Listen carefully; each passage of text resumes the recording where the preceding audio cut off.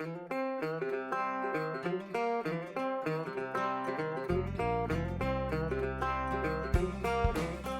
right, guys, this is Eric, OBXPicker. I'm here filming an episode of Whatcha Pickin, and I don't know if you guys know who this is, but this is Kevin at the Commonwealth cabin, the Commonwealth picker slash flipper. So we're gonna go in and talk to Kevin a little bit about what he's picking. All right, guys, so we're here today with Kevin, Commonwealth picker. If you guys, you saw the intro on the outside, so you know where I am if you've watched this video. And if you don't know Kevin, he's going to tell a little bit about himself and what he does. And you guys can learn from him. All right, hey, yeah, my name's Kevin. I'm Commonwealth picker, I guess. That's my alter ego, I suppose. So we're sitting here in my Commonwealth cabin. We are in central southwest-ish Virginia. I'm originally from California, but we do our picking here, and it's kind of rural. You've been here now, Eric, so you came doing picking at the 100-mile yard sale. Right. And I know initially when you went out picking out there, you're like, oh my gosh, there's nothing. I think it got a little bit better. It's pretty good. I was telling him it's a pretty good picking day. I think today was the best picking day in Lynchburg, Virginia I've ever seen, as far as a lot of opportunity. And I know a lot of you are out there like that. We don't have, I tease people in California, it's the land of milk and honey for thrifters out there, or Florida or Texas or wherever.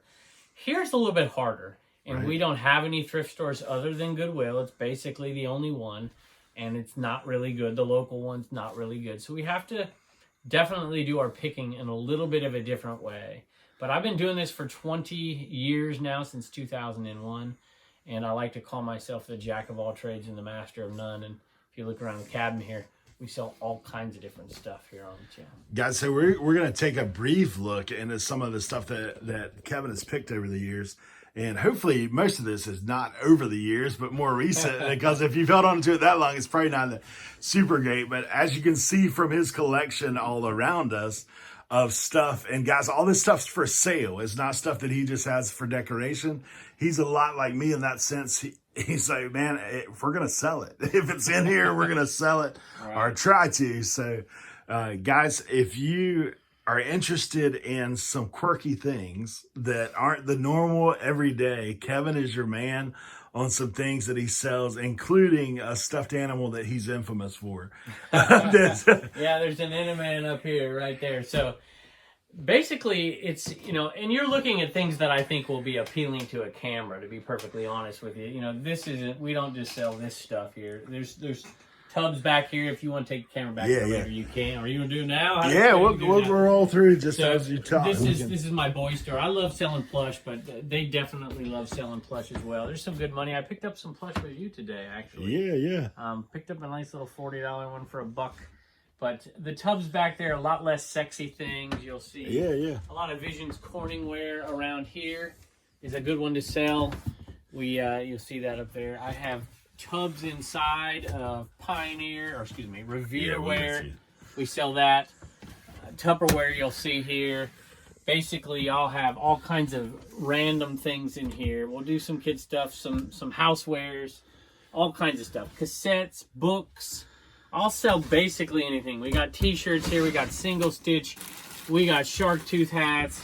We've got retail arbitrage. I do shoes. I hate them, but I do them. We sell a little bit of everything in here, and we do it out of necessity. It's definitely something we need to do. I'm not, people laugh at me like, what are you doing selling Tupperware? Well, I make money selling Tupperware. That's what I'm doing. But this is the kind of stuff that I've been selling for years. I talk about things like super shooters, like purple ab rollers. And it's just stuff that I find in middle America that people just aren't used to selling, because I don't find, people wear shoes till there's nothing left of the shoe out here. Right. So it's hard to find that kind of stuff. But this stuff I've been finding for years and making money on it. One of the things that I've known you for, as far as on YouTube, is you have another little unique thing that you do when it comes to picking, but not just picking, but finding items to sell. You don't always have to sell the whole item, right? You can always use something off of that may be worth something. When in doubt, part it out. So I mean, I've done this with everything. You do it with board games. You know, when I had I have little kids now. When they were really little, I couldn't go out all the time, you know, and I couldn't go out on a Saturday morning all the time. You know, my wife couldn't always watch the kids. And so I would have to do a little bit more thrifting than I used to, or I would have to make more money from the time that I did spend out there. And so I would pick things and part them out and try to get every last dime out of an item. I don't do it quite as much as I used to, but I mean, I'll do it from everything from, I mean, I'm kind of crazy. I'll sell like 2 backgammon pieces, right? Replacement backgammon pieces. I sell replacement parts to, you ever play Hi-Ho Cheerio and you get the little the little thing, or what are they have? Well, I don't know what they are. Anyway, I'll sell little pieces and parts to everything. I'll part out machines, you know, Juice Man juicers, stuff like that, New Wave oven stuff. I've been parting that stuff out for years. That stuff's going for crazy money now. Right. But if there's any flaw in an item, there are so many items out there. I just picked up one today.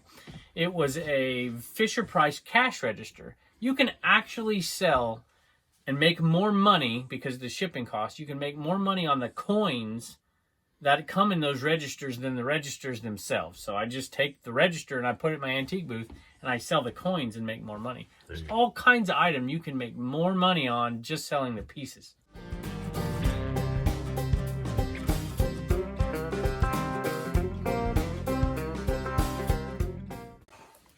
All right, so one of the things that people are often curious about us as pickers is what are some of the unique things that you found over the years that might, man, this is something you don't see every day, or maybe I've never seen that and I run up on it and I really didn't know what it was and I figured it out, or it's something that's a little bit more rare in the sense that you're not just going to walk to your local thrift store and say, hey, here it is, check this out. Well, I like to say, you know, I'm jack of all trades, master of none. I want to be dangerous in every area. So I've had to improve in certain things. Talked to Tim from over the years, and he said the first time he ever saw one of my videos is because it had a thumbnail of a Pyrex orange butter print bowl in there. And it was something I had never picked before. I just didn't do glass. I didn't feel comfortable with it. But I was at a sale, and it was so cheap. I couldn't pass this stuff. I've done like Amber, Visions, Corningware, and I know Pyrex and whatever.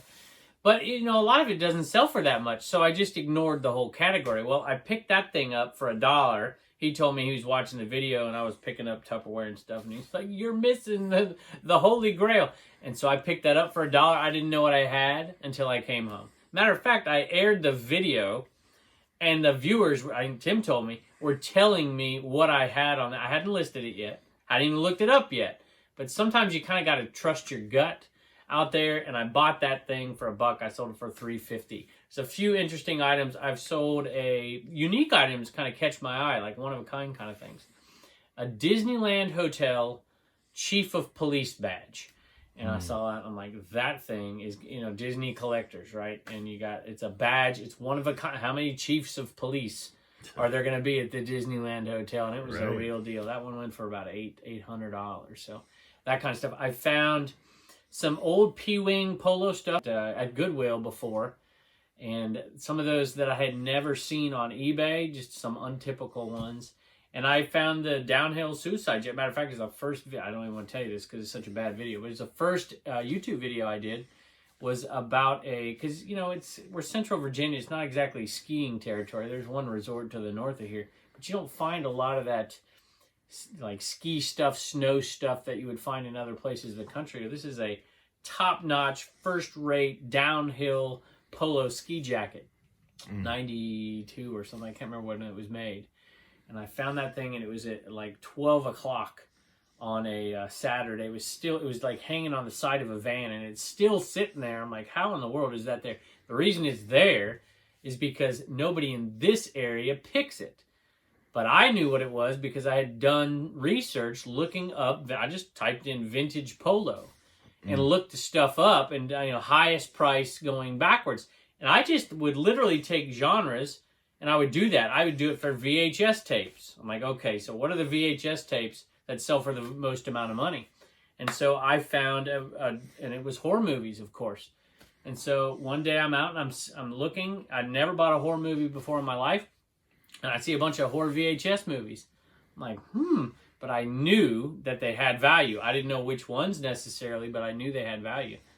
I bought them all, brought them home. I think I paid $20 and I filled the back of my car up. And just one Hollywood chainsaw hookers. My wife gets mad when I talk about that, but Hollywood chainsaw hookers, like $170 or something ridiculous sold for. Crazy. And we made probably $1,000 off of the back of that that load in the back of the thing.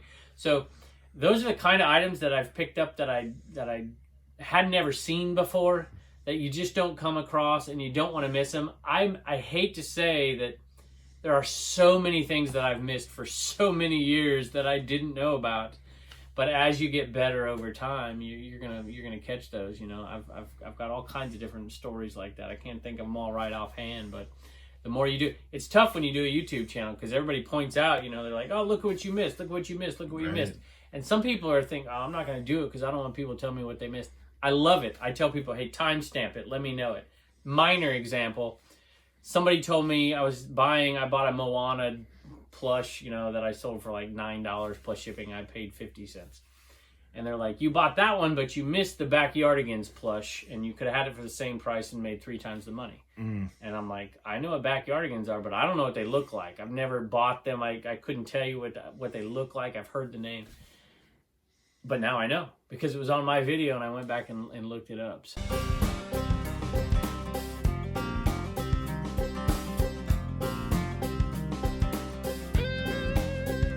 One of the things that a lot of people may be asking and watching this video is like, what would be some tips if I'm going out picking? What are some things that I may need to look at before doing so? All right, so you know, experience is key for one. You got to get out there and you got to do it. But I would say a couple things. Watch these videos. It doesn't have to be me, but watch other people's videos, and you'll start to get an idea of the kind of things you may want to pick up. But I would give you a couple little pieces of advice that anybody can do. One is, well, I'm going to give you 3 pieces of advice. Get there early, okay? If you get there after me, you're going to find something, but you're not going to find as much as you would have, right? If you get there after other people, you're not going to find as much. So you're not going to be there first to every sale, but, you know, Matt Part-Time Triggers, you know, got to be the first one there. Right. Listen, I was at a sale today, and I don't like to be pushy. I always ask, but it was a 7 o'clock sale. I was there at 6:20. Right? And it was a neighborhood sale. A lot of people weren't putting out, and I just drove by and I'm like, "Hey, do you mind if I?" "Oh yeah, come on." And then I would go to those sales. Some people are like, "No, come back," and I come back. Right? And that makes other people really, really mad. But that's a little piece of advice. Second is, if you're not the first one there, don't give up. Just don't like, okay, you know, at 8 o'clock, you know, an hour after sales, go home. There's a video here, this one right here. I got this silver right here. $15, and this is probably $1,500 worth of sterling silver. And I rolled up to the sale and I thought to myself, I see 3 pickers in there, and one of them's leaving with a whole handful of stuff. I'm like, hey, you know, I'll find something. It's a challenge. Take it as a challenge. Go in there and see what you can find. And I pulled 3 sales is all there was. And I was the first one to one of the sales, and I was like the very last to the other 2. And we pulled like $5,000 worth of stuff out of 3 sales. And the other key was at that. So this one, I just took my time after everybody was gone. There wasn't anything else. And I went through it, and then I went through the place again. I went through it a second time, and that's when I found that. I found a gold ring as well, which was a 14-karat gold ring as well. So that was a good one. And the other thing is, look where other people don't look. Mm-hmm. I found, this is a minor example, but I found a bunch of cassettes today that were behind the seller. They were literally in their truck. And I'm just trained myself to look under tables. I think we talked about that one, Minnie Mouse bag. Look under tables. Look where nobody else has looked. I think that's a minor tip, but I have found so much stuff just kind of doing it outside the box, looking where other people don't look. So there's a few little tips. You know, there's also tips about maybe how to get a little bit better deal. I think I did a video on that too, but that was back before nobody watched the videos. But I mean, there's go back, watch the archives. Some people just will not negotiate. They just won't do it. And I'm happy to negotiate, and I'll just tell the truth. And, you know, a lot of people will haggle back and forth. You know, if they've got, $50 on an item and you say 30, they're going to come back at 40. A lot of times I'll give them my top dollar on an item, and I'll do it in a nice way. I won't be like, I'll give you $20 and not any more for it, right? I'll say something like, hey, I'll give you $20 for this, or I'll say something like this. Hey, I'm going to make you an offer, and I will not be offended. If you want to tell me now, tell me no. It's not going to hurt my feelings at all. But the most I can offer you for it is $20. They don't get offended when you ask like that. And if they say no, they say no. And you meant it, right? You meant it. Right. I'm going to leave. That's my top dollar. That's what I need to get it for to make the margin I want to make it for. And be okay not getting the item. And a lot of times if you do it that way, they're not going to counter offer you, and you'll get it for that price, or they'll tell you no, and you got to take a hike. Let me ask you this. Have you ever told them, this is my top dollar, and walked away, and then they said, hey, wait a minute? I wouldn't even say, has it ever happened? I would say it happens every Saturday. There you go. Happened today. I literally didn't even have to negotiate with one guy. Didn't even have to negotiate. I offered the price, and then he said $20, and I was like, I think I'll pass on it for now. And I walked away, and he's, before I took 3 steps, he's like, hey, sure, take it. There you go. It's good stuff. I also like when the wives, you make the offer and the wife's standing there, and then she walks away, and all of a sudden he says, hey, just $5 real quick. Come on, take it. Take it and run. You're like, oh my gosh. There you go. Sometimes it's the other way around, by the way. It's the husband and the wife. There you go. Yep. Yeah, that's definitely a tip to negotiate with the opposite person. One more little here. I always buy the cookie and the lemonade as I enter the yard sale, and you get a better deal from the parents. Don't buy it when you leave. Buy it when you... That's it. Accept it when you leave. Yeah. Warm days like today, you want to hit that lemonade first. God, that's my breakfast on a Saturday. You gotta have those cookies. For sure. Guys, go check his YouTube. Man, there's a wealth of knowledge here from anything from, like we said, parting it out or negotiating at yard sales. He has 2 channels. One is Commonwealth Picker. One is Commonwealth Flipper. I guarantee you, if you are a reseller, you can learn something on that Flipper channel. And if you are someone who just loves to pick, and whether you resell it or not, man, go check out some of the cool things he's finding here. He also has a website, CommonwealthPicker.com, has all kinds of cool merch. Man, feel free to support him in the channel. Encourage you guys to have fun out there. Hey guys, thanks for watching. Don't forget next week's episode, Wednesday, 5 p.m. As always, look for those treasures around every corner. See you then.